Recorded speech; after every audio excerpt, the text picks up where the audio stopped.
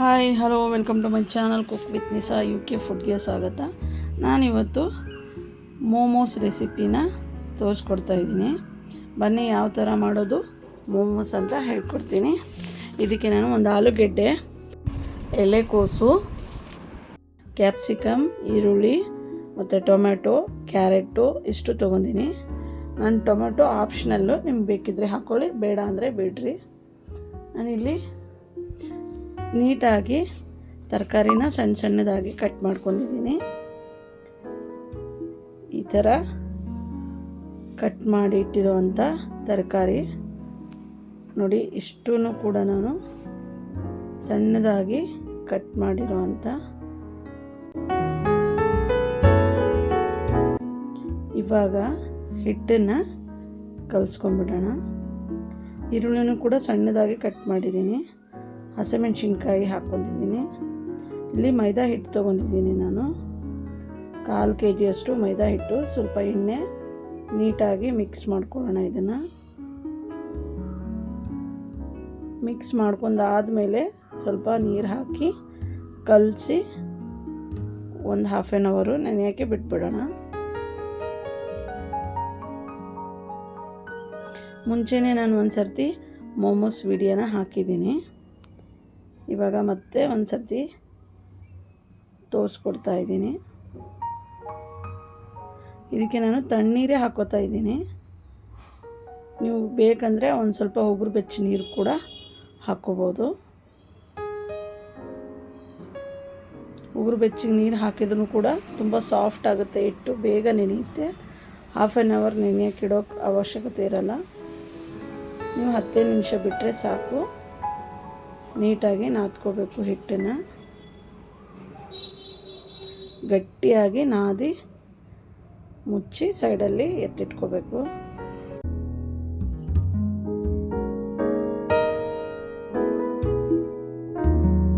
ಒಂದು ಬಾಣಲಿಗೆ ಒಂದು ಟೀ ಸ್ಪೂನಷ್ಟು ಎಣ್ಣೆ ಹಾಕ್ಕೊಂಡಿದ್ದೀನಿ. ಎಣ್ಣೆ ಕಾದ್ಮೇಲೆ ಶುಂಠಿ ಬೆಳ್ಳುಳ್ಳಿ ಪೇಸ್ಟನ್ನ ಹಾಕೋತಾ ಇದ್ದೀನಿ.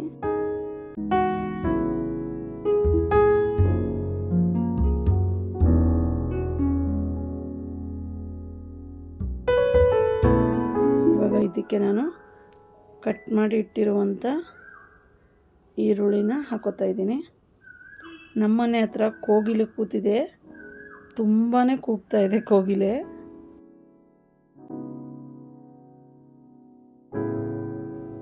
ಇದನ್ನು ಕೂಡ ಲೈಟಾಗಿ ಹುರ್ಕೋಬೇಕು. ಇವಾಗ ಕಟ್ ಮಾಡಿರೋವಂಥ ಕ್ಯಾಪ್ಸಿಕಮ್ಮು, ಹಸಿಮೆಣ್ಸಿನ್ಕಾಯಿ ಎರಡೂ ಒಟ್ಟಿಗೆ ಹಾಕ್ತಾಯಿದ್ದೀನಿ.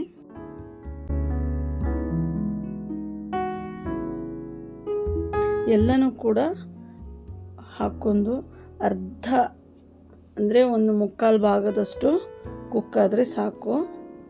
ಇವಾಗ ನಾನು ಕ್ಯಾರೆಟು, ಕ್ಯಾಪ್ಸಿಕಮ್ಮು, ಆಲೂಗೆಡ್ಡೆ ಇದನ್ನು ಕೂಡ ಹಾಕೋತಾ ಇದ್ದೀನಿ. ಇವಾಗ ನಾನು ಟೊಮ್ಯಾಟೊ ಆಪ್ಷನಲ್ಲು, ನಿಮ್ಗೆ ಇಷ್ಟ ಇರಲಿಲ್ಲ ಟೊಮ್ಯಾಟೊ ಅಂದರೆ ಹಾಕಕ್ಕೆ ಹೋಗಬೇಡಿ. ಈರುಳ್ಳಿ ಸೊಪ್ಪು ಸಿಗುತ್ತಲ್ಲ, ಅದನ್ನು ಕೂಡ ಹಾಕ್ಕೋಬೋದು. ನಿಮ್ಗೆ ಯಾವ್ದ್ಯಾವ್ದು ತರಕಾರಿ ಇಷ್ಟನೋ ಎಲ್ಲ ತರಕಾರಿಗಳು ಕೂಡ ನೀವು ಇದಕ್ಕೆ ಆ್ಯಡ್ ಮಾಡ್ಕೋಬೋದು. ಸ್ವಲ್ಪ ನಾನಿಲ್ಲಿ ಉಪ್ಪು ಹಾಕೋತಾ ಇದ್ದೀನಿ. ಒಂದು ಸ್ವಲ್ಪ ಧನಿಯಾ ಪೌಡ್ರು, ಇದಕ್ಕೆ ಗರಂ ಮಸಾಲ.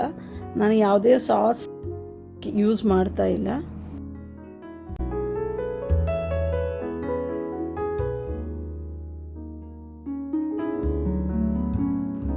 ಧನಿಯಾ ಪೌಡ್ರು ಅರ್ಧ ಟೀ ಸ್ಪೂನು, ಗರಂ ಮಸಾಲ ಅರ್ಧ ಟೀ ಸ್ಪೂನು, ರುಚಿಗೆ ತಕ್ಕಷ್ಟು ಉಪ್ಪು. ನೀಟಾಗಿ ಮಿಕ್ಸ್ ಮಾಡಿ ಒಂದು 20 ನಿಮಿಷ ಕುಕ್ ಮಾಡೋಕ್ಕೆ ಬಿಟ್ಬಿಡೋಣ. ತರಕಾರಿ ನೀಟಾಗಿ ನೋಡಿ, ಇಲ್ಲಿ ನೋಡಿ ಸಾಫ್ಟ್ ಆಗಿದೆ.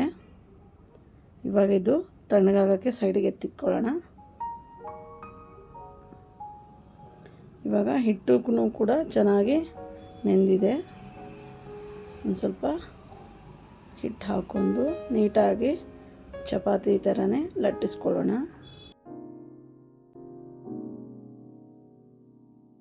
ದೊಡ್ಡದಾಗಿ ಚಪಾತಿ ಥರ ಲಟ್ಟಿಸ್ಕೊಂಡು ಆಮೇಲೆ ಒಂದು ಬೌಲ್ ತೊಗೊಂಡು ನೀವು ಅದಕ್ಕೆ ರೌಂಡ್ ಶೇಪಲ್ಲಿ ಪೂರಿ ಆಕಾರದಲ್ಲಿ ಕಟ್ ಮಾಡ್ಕೋಬೇಕು. ಇಲ್ಲಾಂದರೆ ಚಿಕ್ಕ ಚಿಕ್ಕದು ಉಂಡೆ ಆಗಿ ಪೂರಿ ಹೆಂಗೆ ನಾವು ಲಟ್ಟಿಸ್ಕೋತೀವಿ ಅದೇ ಥರ ಲಟ್ಟಿಸ್ಕೊಳ್ಳಿ. ಎರಡು ಥರದಲ್ಲಿ ತೋರಿಸ್ತಾ ಇದ್ದೀನಿ.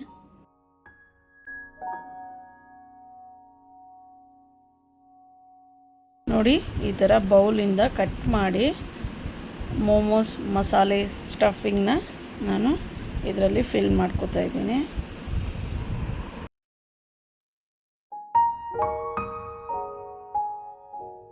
ಇದು ಎಡ್ಜಿಗೆ ಮಾತ್ರ ಸಣ್ಣ ತೆಳುವು ಉದ್ಕೋಬೇಕು, ಮಧ್ಯದಲ್ಲಿ ದಪ್ಪನೇ ಇರಬೇಕಿದು, ಆವಾಗೇ ನಮಗೆ ಮೋಮೋಸ್ ತಿನ್ನೋಕ್ಕೆ ಟೇಸ್ಟ್ ಆಗಿರುತ್ತೆ.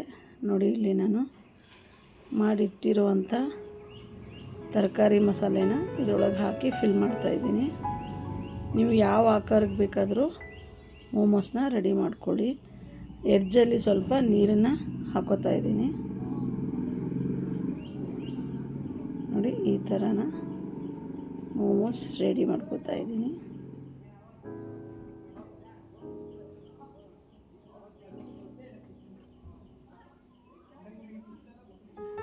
ನೋಡಿ ರೆಡಿ ಆಯಿತು ಮೋಮೋಸ್.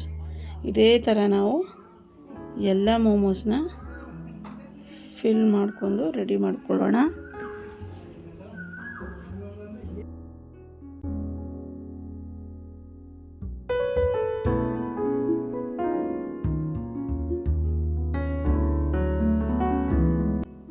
ಇದು ಗೋಧಿ ಹಿಟ್ಟಿಂದನೂ ಕೂಡ ನಾವು ಮಾಡ್ಕೋಬೋದು, ಅದನ್ನು ಕೂಡ ಅಷ್ಟೇ ರುಚಿಯಾಗಿ ಬರುತ್ತೆ ಮೋಮೋಸು.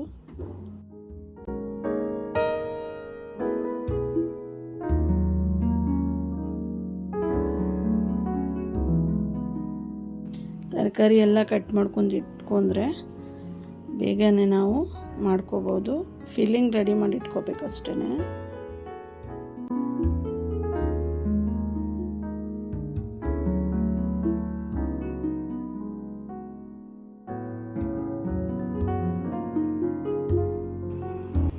ಈ ಥರನೂ ಕೂಡ ಮಾಡಿ ಇಟ್ಕೋಬೋದು ನೀವು.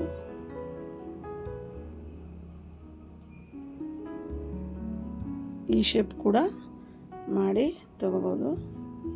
ನಾನು 2 ಥರ ತೋರಿಸಿದ್ದೀನಿ, ನಿಮ್ಗೆ ಯಾವ್ದು ಇಷ್ಟನೋ ಅದನ್ನು ನೀವು ಮಾಡ್ಕೊಳ್ಳಿ. ಇವಾಗ ಒಂದು ಇಡ್ಲಿ ಪಾತ್ರೆಯಲ್ಲಿ ಪ್ಲೇಟ್ ಇಟ್ಟಾದರೂ ಇಡಿ, ಇಲ್ಲ ಅಂದರೆ ಈ ಥರ ಇಡ್ಲಿ ಪಾತ್ರೆಗೇ ಸ್ವಲ್ಪ ಎಣ್ಣೆ ಸವರ್ಬಿಟ್ಟು ಮೋಮೋಸ್ನ ಬೇಯಕ್ಕೆ ಬಿಟ್ಬಿಡಬೇಕು.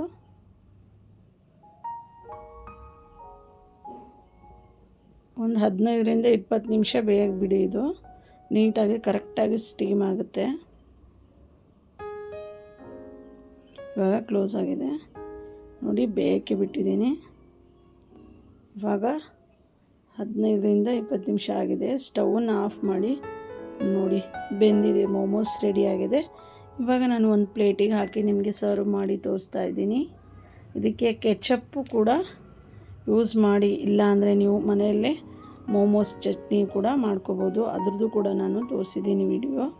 ನಿಮಗೆ ಮೋಮೋಸ್ ಚಟ್ನಿ ಯಾವ ಥರ ಮಾಡಬೇಕಂತ ಹೇಳ್ತೀನಿ, ನನಗೆ ಕಮೆಂಟಲ್ಲಿ ಕೇಳಿ.